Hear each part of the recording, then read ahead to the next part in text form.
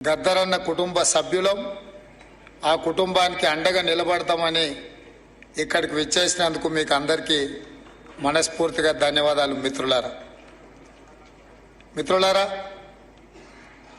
మిత్రుడు పృథ్వీరాజ్ చదువుకునేటప్పటి నుంచి మేమిద్దరం ఒకే కళాశాల, మేమిద్దరం కలిసి చదువుకున్నాం.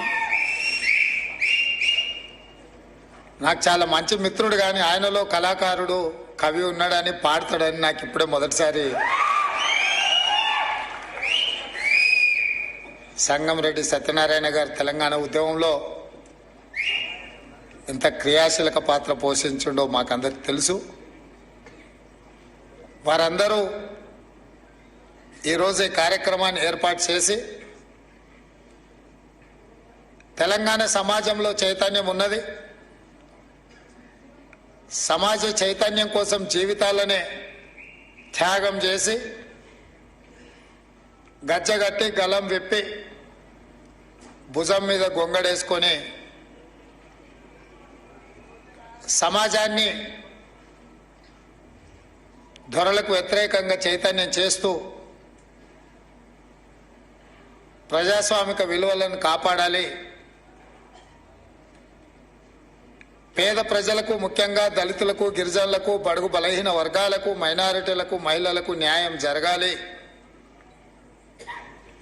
వాళ్ళు అభివృద్ధి చెందినప్పుడే ఈ సమాజం నిజమైన అభివృద్ధి సాధించినట్టు అని చెప్పి గద్దరన్న నిరంతరం పరితపించాడు. నాకు బాగా గుర్తు, సంవత్సరం గుర్తులేదు, కానీ మేము కాలేజీకి వెళ్ళే రోజుల్లో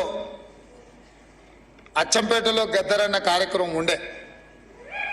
ఆ కార్యక్రమాన్ని ఆనాడు ప్రభుత్వాలు అడ్డుకోవాలని చూస్తే వేలాది మంది గ్రామాల నుంచి ఎడ్ల బండ్లు కట్టుకొని గద్దరన్న అచ్చంపేట కార్యక్రమానికి తరలి వెళ్ళింది నాకు బాగా గుర్తు. ఎందుకంటే మా గ్రామమే ఆ రోజు గద్దరన్న కార్యక్రమానికి వెళ్ళినప్పుడు అప్పుడు గద్దరన్న గొప్పతనం నాకు తెలీదు.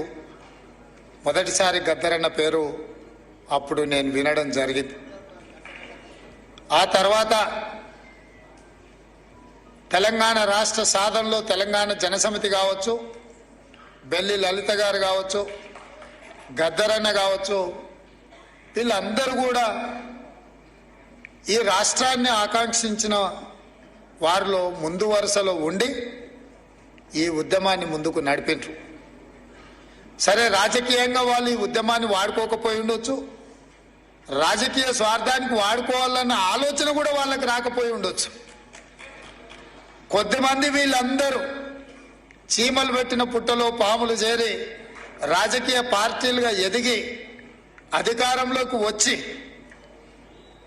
ఏ త్యాగాల పునాదుల మీద రాష్ట్రం ఏర్పడి ఏ త్యాగాల పునాదుల మీద ఈ రాష్ట్రాన్ని సాధించినమో ఆ పునాదుల మీదనే అధికారంలోకి వచ్చి ఆ అధికారాన్ని అడ్డం పెట్టుకొని అణిచివేసే కార్యక్రమం జరుగుతున్నప్పుడు మళ్ళీ గద్దరన్న నా అవసరం ఈ సమాజానికి ఉన్నది, మళ్ళీ నేను నా బాధ్యతను నెరవేర్చాలి అని చెప్పి ఆయన గొంగడి భుజం మీద వేసుకొని మళ్ళీ బయలుదేరాడు.